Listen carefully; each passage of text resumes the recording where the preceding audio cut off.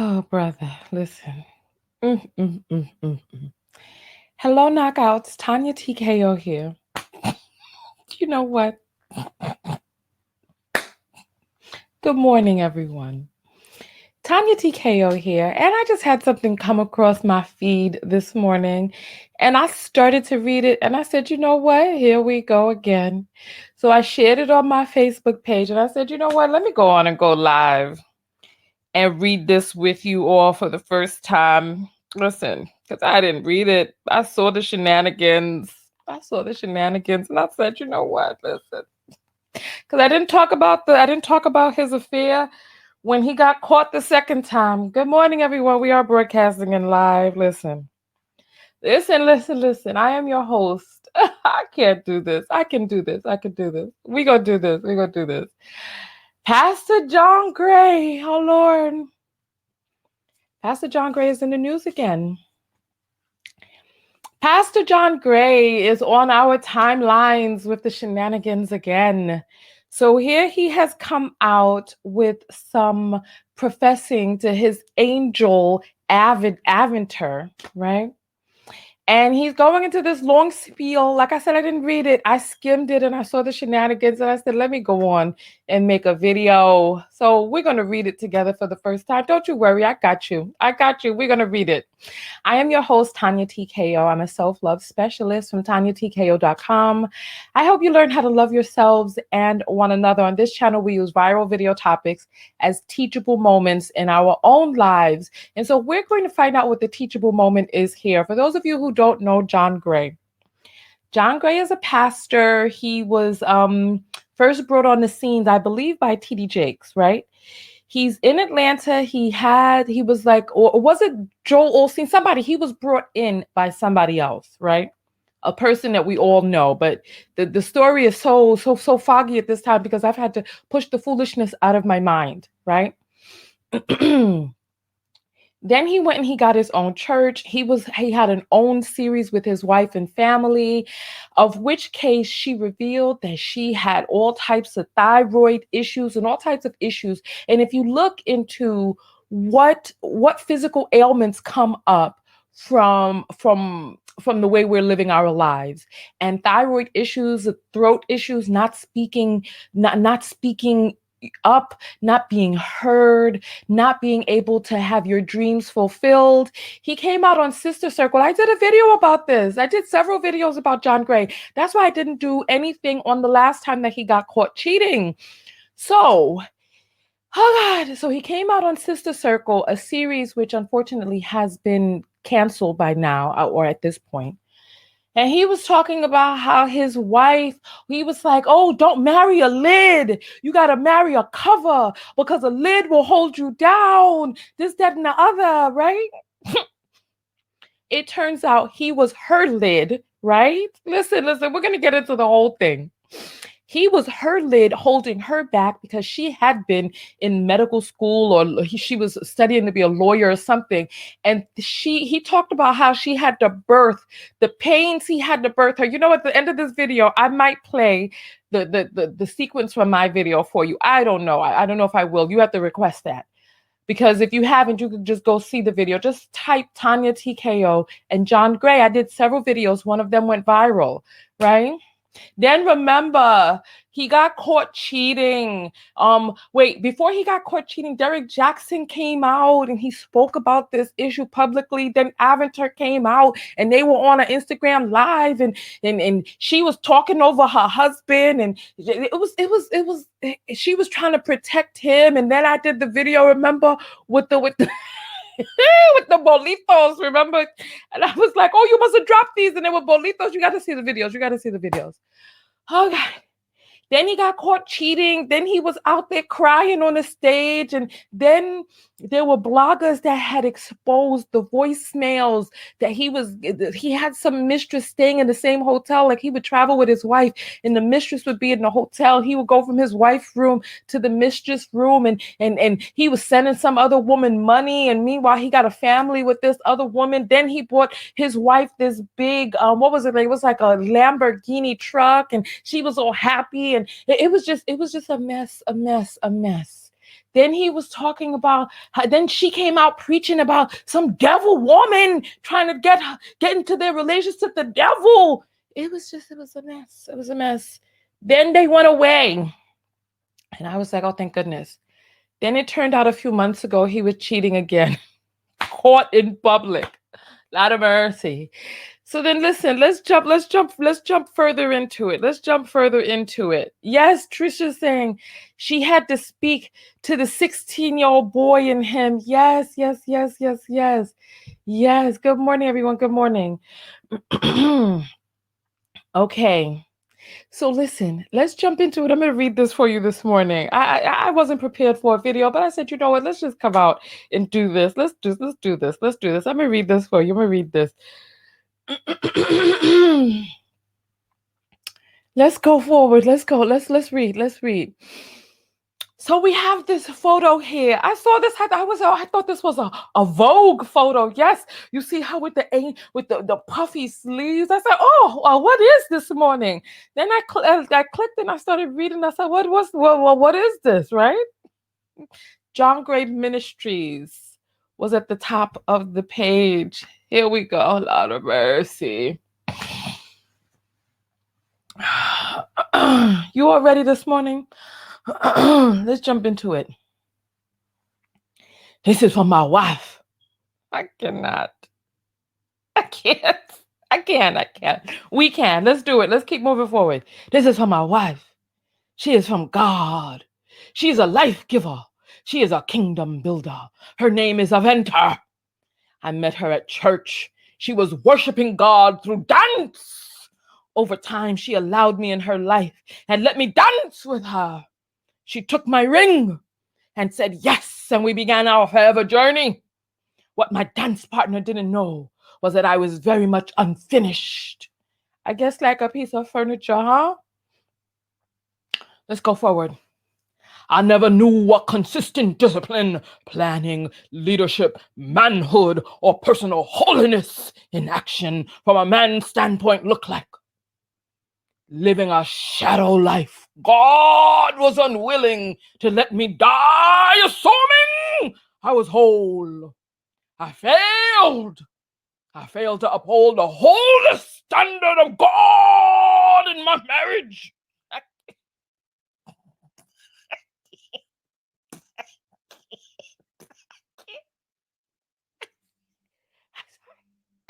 Let's go forward. I'm sorry. Let's go forward. And I'm sorry.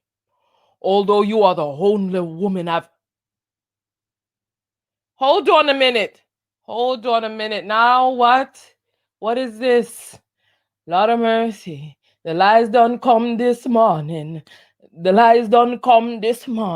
Woo! Okay. Although you are the only woman I've ever slept with. I guess he wasn't doing much sleeping then. I guess he was up all night. Emotional unfaithfulness is just as wrong. Sin is sin. All of it can get you sent to hell. Let's go forward.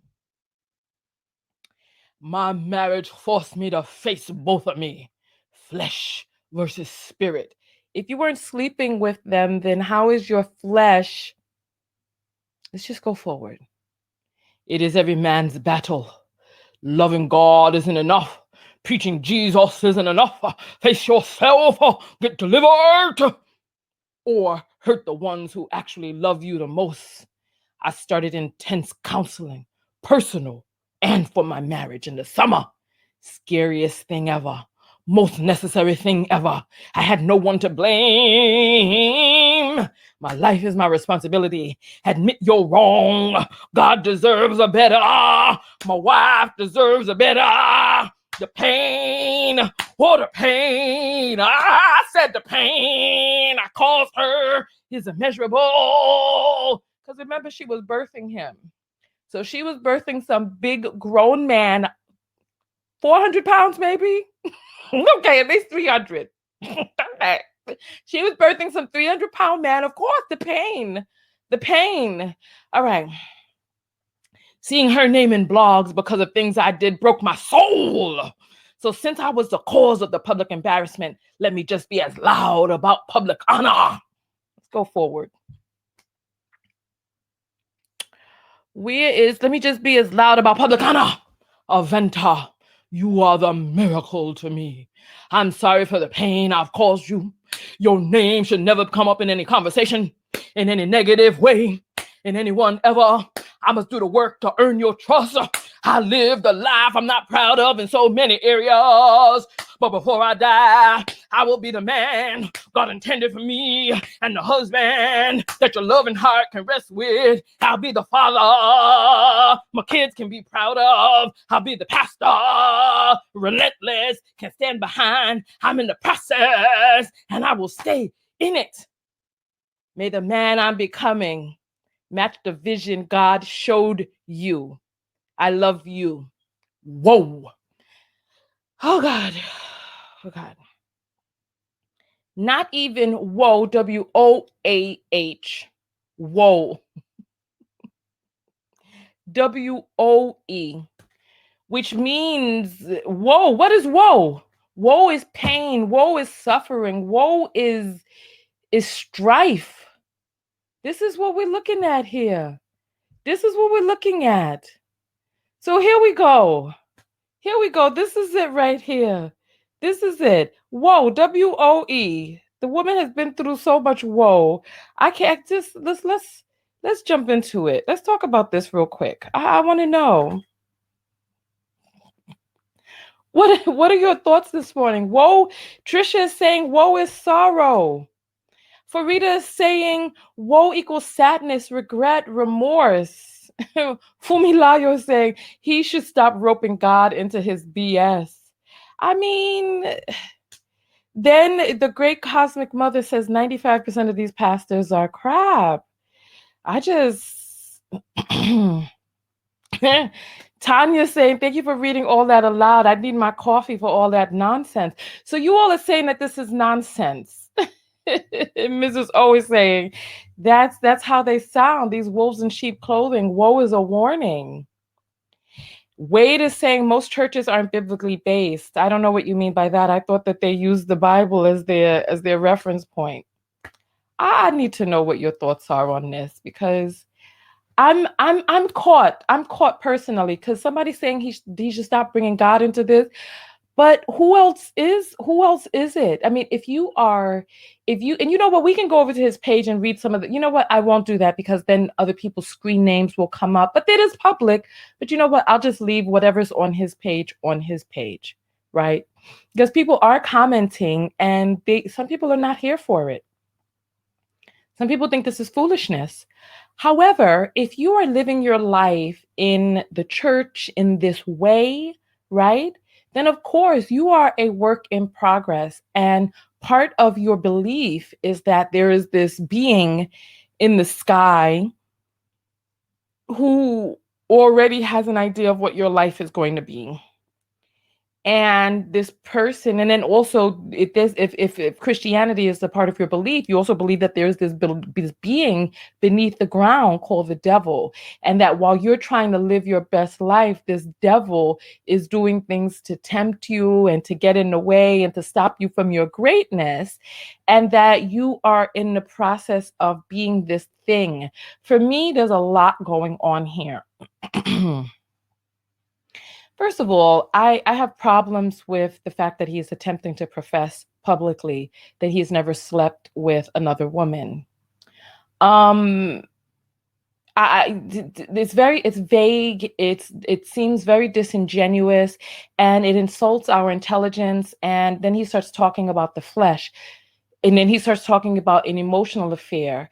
It's not flesh if the affair is emotional. You know what I'm saying? Let's just jump into that, right? Then he starts going on about this whole the dichotomy of being the man that he is supposed to be versus the man that he actually is right now. And I think what happens a lot of times, because you know we talk about intercourse, we talk about sex on this show. And for some reason there are a lot of people who think that that a woman's piousness, and as long as she lives by this code and this doctrine of virginity and all this other stuff, that's going to lead her into the life of bliss and bliss, right? Now, one of the issues is that the person who we feel an emotional connection with may not be the person who does it for us sexually, right? The person that does it for us sexually may not be the person that we feel an emotional connection with.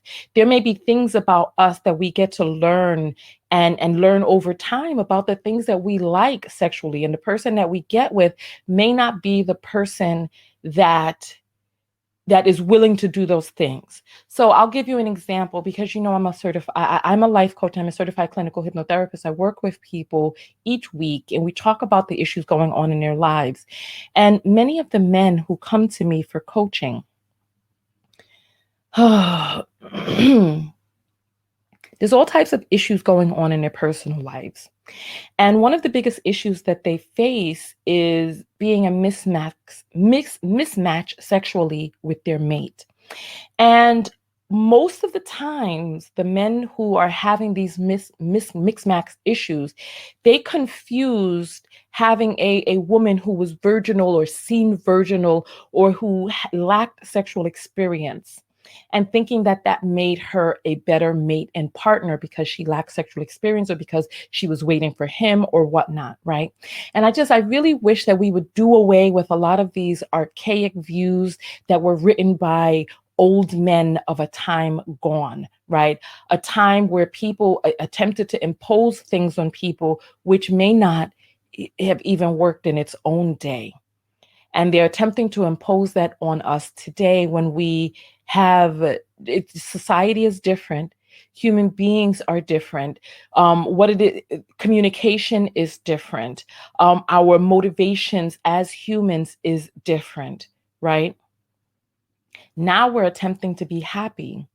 There's Maslow's hierarchy of needs. I remember this when I was living in my car, which me living in my car actually it created this book right here. It's sold out worldwide, but it will be available on Amazon. And we'll talk more about that when it is in stock. I hate talking about it and then you all go there and it's not available, but we'll get more into that when it's back in stock. We're working on publishing more now. They sold out quicker than I thought that they would. So nonetheless, right? we think that there are all of these other things that will make a person a good mate, and a lot of the times we don't form a bond, a connection, a sexual connection with our partners, which is integral to the life of that relationship, because we think that all of these lists of things, of the way things, just unrealistic ways that things should be. We think that this list leads us into happiness. But with Maslow's hierarchy of needs, it talks about our journey as human beings and how if you're just worried about food, shelter, clothing, you can't really be worried about the things that are on a level above that. But once you get the basic needs in order, then you can go up to different levels. Way back in the days before we had manufacturing, before we knew how to produce houses, our hierarchy of needs was probably a lot different than it is right now. We weren't probably thinking about living into our fullest, greatest versions of ourselves when we didn't even have ways to dispose of our feces properly. Right. I went to Ephesus. I went to the Middle East and I toured, like the place Ephesians, Ephesus. This is stuff that's in the Bible. I went to these places and I went to Greece and I saw, so in Ephesus, there was this area where like the rich people would go to have a crap, and the toilet seats were right next to one another, and it was just like this concrete kind of thing with a hole in it, and this was upper class for back then. So it's like if you're still trying to figure out sewage for your city, you as a human being, there may be things that are greater on your hierarchy of needs than really living to your fullest, greatest version of yourself. As we continue to advance technologically, things begin to change, right? And so here we are at a stage in our lives where the basics are now taken care of. And we've evolved as people. Our needs, our wants, our desires are evolving. Have you ever noticed that you're in this perpetual state of when I get to this stage? So when I get to this stage, I'm going to do this and I'm waiting for this stage and all this and the other. As we continue to grow and as we continue to have more, get more, perfect what it is that we wanted before, there was something that I read that said, be grateful for what it is that you have, because what you have now is something that you wished for before. And so now here we are, and we're still attempting to have people be governed by principles that were created before we even had working toilets. And so we want women to be virginal. We want this, we want that in terms of their lack of connection to us. I had one guy that I was coaching, and his wife was not very interested in intercourse before they got married. She was like, no, once we get married, I can't give myself to you, this, that, and the other, right? But then once they got married, it didn't change. There was this tug of war, and there are different people have different biological needs. Different people have different things that satisfy them. And so now he's in this marriage. He's experiencing all types of issues and problems. He's already had an affair, at least one. And it's it's in our best interest to stop expecting human beings to be unhuman. It's in our best interest to encourage people to explore themselves, to figure out what it is that they like, to match themselves up with people. When it comes to compatibility, sex is one of the things that can make or break compatibility. And as you get to know yourself, look, we don't know what this man is into, and we don't know how Aventer likes it either. There could be things that he needs to tickle his fancy that Aventer isn't comfortable with. And it's like we wait until a person is trapped into this contract to be like, are you going to be comfortable with tickling my fancy in this particular way? But now you're tied to this person in a contract that's supposed to last the rest of your life. What do you do? And I think that there's a reason why this man is constantly going out there on the trove, roving around. There's a reason why. And I think that that needs to be addressed. And I would wish that things like that could be addressed before you're trapped into some everlasting union with this person. Because listen, there's a lot of people out there who are into a lot of different things. There's some people that's into BDSM, S&M. There's some people that are into backdoor. There's some people interested in multiple partner sharing. There's people interested in partner swapping. There's people who are interested in having things plugged into certain areas, tickled in certain areas, pulled out, licked around in different areas. And it's like, all of these things are fine if you're with a consenting adult. There's some people who are interested in contact with other people who are of the same gender. There's some people who are interested in contact with people who are of varied fragrance of genders. And there's some people who don't even care about gender at all, and they care about the heart. And it's like, there's a lot out there. And as we grow and evolve, we have to recognize and we have to acknowledge these things. And it's okay. Like I said, if the adults are consenting, it is none of our business. These people are making this our business by constantly coming out and continuously pushing their relationship, and the fact that this type of relationship, these types of relationships are a struggle. They're a struggle. Being with a person that tickled your fancy, and as you continue to evolve, that can be a struggle in and of itself. So listen, I'm gonna read a few comments, and then I'm going to jump out of here because I really want to hear your thoughts. I want to see. I want to see what it is that you have to Here, so Stellaris is saying you may be having sex with a long-term partner, but they choose not to reveal the fancies that require tickling because they're not at one with themselves. And this, I completely, and this is why we have to take the shame out of sex and sexuality. This is why we have to take the shame out of exploring. This is why we have to take the shame out of curiosities, because a person can be curious about something and then they try it, the curiosity is satisfied. Or they can be in denial about these curiosities and it continues to plague their lives. You know, it's like we have to allow, we have to come to some sort of point where we allow people for it to be okay. Dana is saying, I think if people take time to address issues before marriage, even before attempting to get into a relationship, people can figure out if they're on the same page or not. And so this is the thing. We shame people, we lambast people, we make it seem wrong to have certain desires.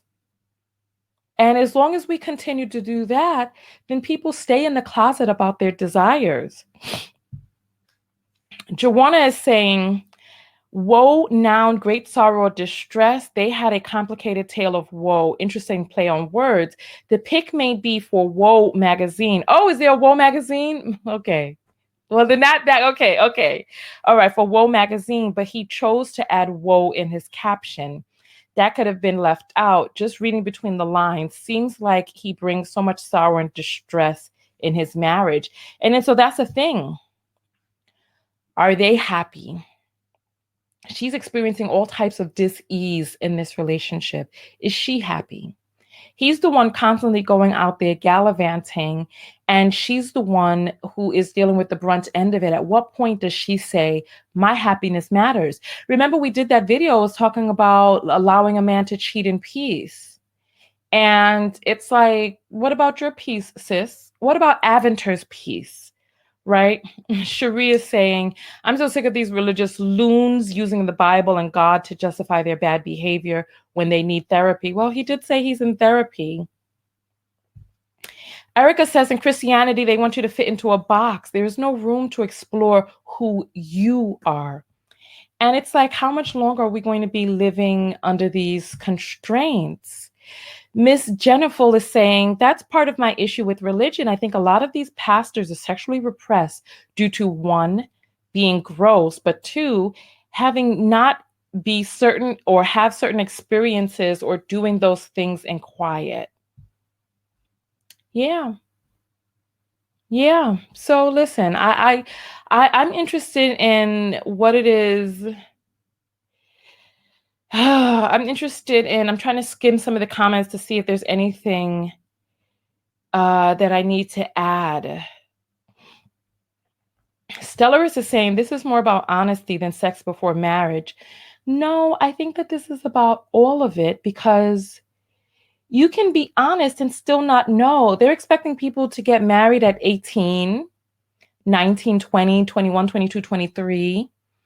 When you haven't, most of our parents are not even allowing us to date until we're 18. And then we're just supposed to jump into a marriage and know what it is that we like, what it is that we want, having explored the world or not explored the world or whatnot. It's like, we really have to give people a chance. We really need to reevaluate how we're doing relationships, how we're doing family. And in my opinion, listen, I read Conversations with God, and in the third book, it talked about an advanced society. And in this advanced society, the elders took care of the children, the elders raised the children, and the young people produced the children and were still able to live their lives. And when we start thinking about what makes most sense, how do we build a society where children are taken care of, children are cared for, and we're able to have children in our prime and still be able to be human beings and live our lives? And that type of society makes sense, where while we're young, we have our children, our parents take care of the children, and we go to college, we travel, we live our lives. And then when we get older, the children that we had that our parents raised, who are now well adjusted in society, they, they get married or have their children or however it is that they choose to do it. And then we raise those now that we're older and we've lived our lives and we have our experiences. But now what it is that we have is we have people who are tasked with attempting to provide a stable, functioning, well-adjusted home and human beings from that home, when you yourself, when your prefrontal cortex is not even fully developed, when you haven't even learned who it is that you are, what it is that you like, or who it is that you want to be. And then it seems like there's only, and like we live in these individualistic societies now, where it's every man and woman for him or herself, and we put our elders in elder care. We ourselves, our children are our punishment, and we're raising children with young minds, and we're experimenting on these human beings, and the people who have the wisdom are, it's like they're pushed aside and thought of as irrelevant, when really, when you have, like you all know out there, the way your parents are now that they're older is a lot different than they were when they were younger, full of all of this ignorance and experimenting on you with discipline, and experimenting on what they hope or think or don't know will manifest or matter in certain ways. And it's like, when we get older, we're wiser, we're calmer, our energy is more placid, we're more lax, we have more patience and more love to give, and we're retired. And we don't have to worry about going to work and all this other stuff. We're there for the children. We are, you know what I mean? I don't know. Listen, I'm going to read a few more comments and then I'm going to jump out of here. Okay, so you all are confirming. This is for Woe Magazine. And the article is called The Evolution of Aventer Gray. Has she evolved, and what has she evolved into? Lex is saying, I truly feel bad for Aventer. Miss Molly is saying, you have to remember the various books of the Bible were removed because they showed women with too much power and freedom. Testify. Okay. Daynell is saying he was cheating with women last time. Trisha is saying, I couldn't imagine marrying someone before experiencing them sexually. This does not mean to have sex with everyone you date, but people should find out if they're sexually compatible before signing up for marriage. And people try to shame that for some reason, and I don't know why. Christy is saying married at 18. Nope. And Wade is saying, and yes, Satan played Grode is the church isn't new. I don't understand what that means, but maybe he meant play God. I don't know. Richie's saying what you said is correct, but their religion does not allow them to fully express themselves, especially women. Miss Jennifer saying Tanya's so on point. Listen, make sure that you are subscribed to my mailing list so that you get notifications when I plan on going live. When I go live like this on the spur, you just have to make sure that your notifications are turned on, because this video will be chopped up and re-uploaded. I just wanted to get this recorded, and then we'll pull it up and put it up on my main Facebook page. And here's Serena saying, imagine waiting until the wedding night for sex to find out he packing, you know something, I'm not even going to finish reading that out loud. And someone is saying, someone said, admit when you're wrong, God deserves better. Okay. And Trini is saying, yes, grandparents have much more patience and wisdom. All right, Cherie is saying, either way, he's a lying man of God. And I mean, listen, I believe that anybody can grow and shift. It's not over for him. And so I wish him the best. I wish them the best. We as human beings, we grow up, we shift. And sometimes what's for you is not what is currently happening in your life right now. Or maybe sometimes you need a shift from a certain relationship. We keep talking about John Gray. How many of us are really, really thinking about Aventer? From what it is that I heard, someone not testified, they gave a testimony about this weekend seminar that they were at. It was a marriage seminar, and Aventer came there crying. And this was before it all came out about the cheating. She came there crying and in pain. And she was supposed to be one of the speakers, but then the people at the seminar, the retreat, ended up getting into a circle and praying for her because she came there in so much pain. And listen, I understand the journey. We all have a journey, and I wish them the best on theirs. It's just that their journey is creating so much content for vloggers, even vloggers like me. Listen. Listen. Oh, look. She's saying Black women sisterhood is saying woe means women of elegance in this scenario. LOL. I don't know. Listen, child, I thought you was teaching us something about this magazine. Get out of here. All right. So I will see you all in the next video. Go out there and love one another. But most importantly, what? Love yourself. Loving other people, the basis of that is self-love, loving yourself, because that's where it all begins. And part of loving yourself is admitting when you need help. He said he's in therapy. He said they're in marriage therapy. And I hope that this is the direction that they need to be able to help them get where it is that they need to be. And I hope that they're honest, open, and realistic about what it is that they need, each person. And when people are honest, listen, and that's the thing, right? Yes, you can be honest about what it is that you need, what tickles your fancy, what floats your boat. And if another person is honest about their willingness or lack of willingness to do that, you've both got to be honest. And just because you're honest about what it is that you need doesn't mean that your partner has to give that to you. Some people are just not a good match in that way. Are you willing to live the rest of your life without having your fancy tickled in that way? And that's a question that we each have to ask ourselves, and you can answer in the comments below. Tanya TKO, and I'm out. I'll see you all in the next video. Peace.